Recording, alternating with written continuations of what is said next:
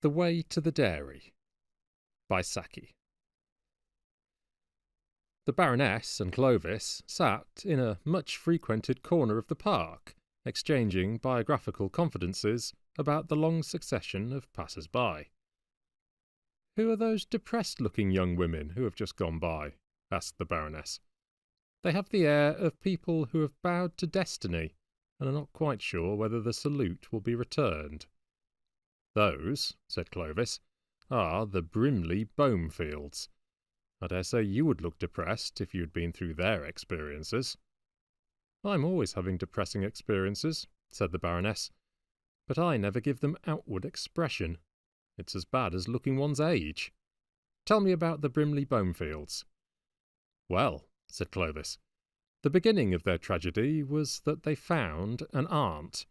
The aunt had been there all the time, but they had very nearly forgotten her existence until a distant relative refreshed their memory by remembering her very distinctly in his will.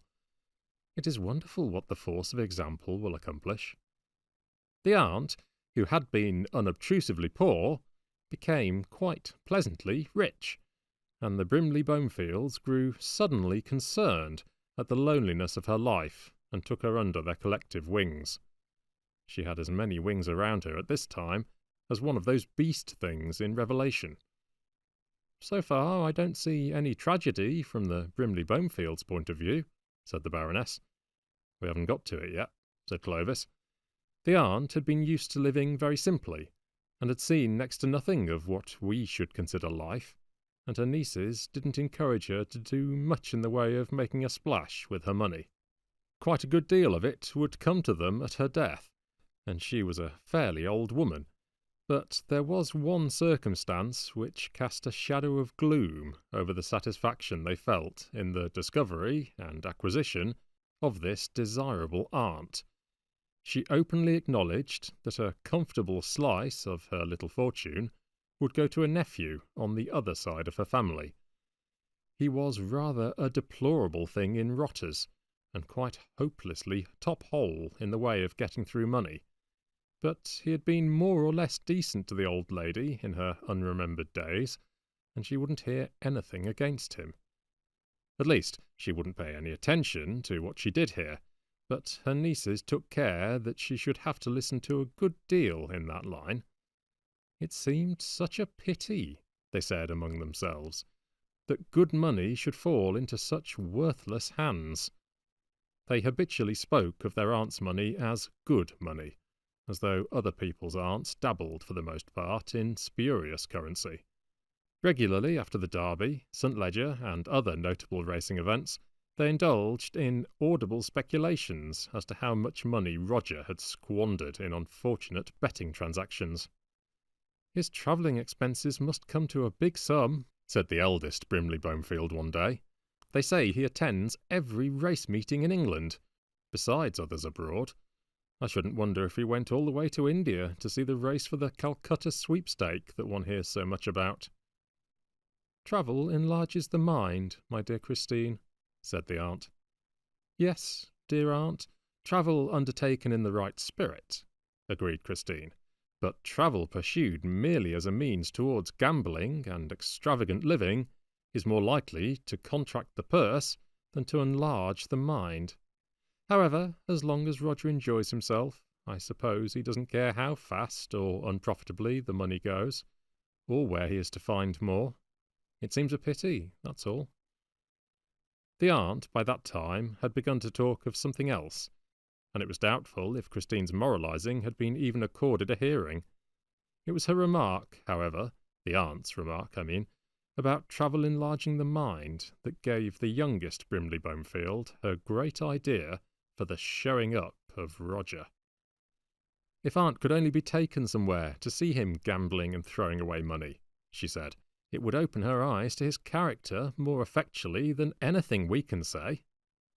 "My dear Veronique," said her sisters, "we can't go following him to race meetings." "Certainly not to race meetings," said Veronique, "but we might go to some place where one can look on at gambling without taking part in it." "Do you mean Monte Carlo?" they asked her, beginning to jump rather at the idea. Monte Carlo is a long way off, and has a dreadful reputation, said Veronique. I shouldn't like to tell our friends that we were going to Monte Carlo, but I believe Roger usually goes to Dieppe about this time of year, and some quite respectable English people go there, and the journey wouldn't be expensive. If Aunt could stand the Channel crossing, the change of scene might do her a lot of good. And that was how the fateful idea came to the Brimley Bonefields. From the very first set-off, disaster hung over the expedition, as they afterwards remembered. To begin with, all the Brimley Bonefields were extremely unwell during the crossing, while the aunt enjoyed the sea air and made friends with all manner of strange travelling companions. Then, although it was many years since she had been on the continent, she had served a very practical apprenticeship there as a paid companion, and her knowledge of colloquial French beat theirs to a standstill. It became increasingly difficult to keep under their collective wings a person who knew what she wanted and was able to ask for it and see that she got it. Also, as far as Roger was concerned, they drew Dieppe blank. It turned out that he was staying at Pourville, a little watering place a mile or two further west. The Brimley Bonefields discovered that Dieppe was too crowded and frivolous, and persuaded the old lady to migrate to the comparative seclusion of Pourville. "You won't find it dull, you know," they assured her. "There is a little casino attached to the hotel, and you can watch the people dancing and throwing away their money at Petit Chevaux." It was just before Petit Chevaux had been supplanted by Boule. Roger was not staying in the same hotel, but they knew that the casino would be certain of his patronage on most afternoons and evenings. On the first evening of their visit, they wandered into the casino after a fairly early dinner, and hovered near the tables. Bertie Van Tan was staying there at the time, and he described the whole incident to me. The Brimley Bonefields kept a furtive watch on the doors, as though they were expecting someone to turn up, and the aunt got more and more amused and interested watching the little horses whirl round and round the board. "Do you know, poor little number 8 hasn't won for the last 32 times?" she said to Christine. "I've been keeping count. I shall really have to put 5 francs on him to encourage him." "Come and watch the dancing, dear," said Christine nervously. It was scarcely a part of their strategy that Roger should come in and find the old lady backing her fancy at the Petit Chevaux table. "Just wait while I put 5 francs on number 8, said the aunt, and in another moment her money was lying on the table. The horses commenced to move round.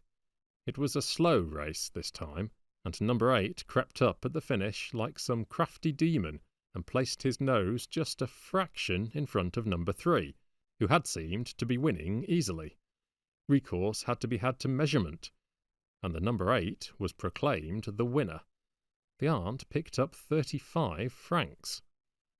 After that, the Brimley Bonefields would have had to have used concerted force to get her away from the tables. When Roger appeared on the scene, she was 52 francs to the good. Her nieces were hovering forlornly in the background, like chickens that have been hatched out by a duck, and are despairingly watching their parent disposing herself in a dangerous and uncongenial element. The supper party, which Roger insisted on standing that night in honour of his aunt and the 3 Miss Brimley Bonefields, was remarkable for the unrestrained gaiety of 2 of the participants and the funereal mirthlessness of the remaining guests. "I do not think," Christine confided afterwards to a friend, who reconfided it to Bertie Van Tan, "that I shall ever be able to touch pâté de foie gras again. It would bring back memories of that awful evening." For the next 2 or 3 days, the nieces made plans for returning to England, or moving on to some other resort where there was no casino. The aunt was busy making a system for winning at Petit Chevaux. Number 8, her first love, had been running rather unkindly for her, and a series of plunges on number 5 had turned out even worse. "Do you know, I dropped over 700 francs at the tables this afternoon," she announced cheerfully at dinner on the fourth evening of their visit. "Aunt, £28! And you were losing last night, too?" "Oh, I shall get it all back," she said optimistically. "But not here. These silly little horses are no good. I shall go somewhere where one can play comfortably at roulette." "You needn't look so shocked. I've always felt that, given the opportunity, I should be an inveterate gambler. And now you darlings have put the opportunity in my way. I must drink your very good healths. Waiter, a bottle of Ponte Cane." "Ah, it's number 7 on the wine list." "I shall plunge on number 7 tonight. It won 4 times running this afternoon when I was backing that silly number 5. Number 7 was not in a winning mood that evening. The Brimley Bomefields, tired of watching disaster from a distance, drew near to the table where their aunt was now an honoured habituée, and gazed mournfully at the successive victories of 1 and 5 and 8 and 4, which swept good money out of the purse of 7's obstinate backer. The day's losses totalled something very near 2,000 francs. "You incorrigible gamblers," said Roger chaffingly to them when he found them at the tables. "We are not gambling," said Christine freezingly. "We are looking on." "I don't think," said Roger knowingly. "Of course you're a syndicate, and Aunt is putting the stakes on for all of you. Anyone can tell by your looks when the wrong horse wins that you've got a stake on." Aunt and nephew had supper alone that night, or at least they would have if Bertie hadn't joined them. All the Brimley Bomefields had headaches. The aunt carried them all off to Dieppe the next day and set cheerily about the task of winning back some of her losses. Her luck was variable. In fact, she had some fair streaks of good fortune, just enough to keep her thoroughly amused with her new distraction. But, on the whole, she was a loser. The Brimley Bomefields had a collective attack of nervous prostration on the day when she sold out a quantity of shares in Argentine Rails.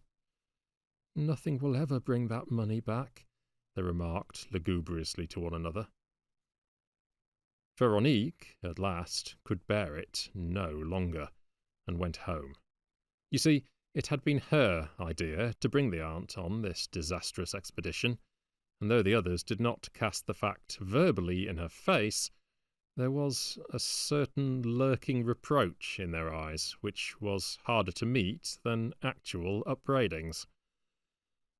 The other two remained behind, forlornly mounting guard over their aunt, until such time as the waning of the Dieppe season should, at last, turn her in the direction of home and safety.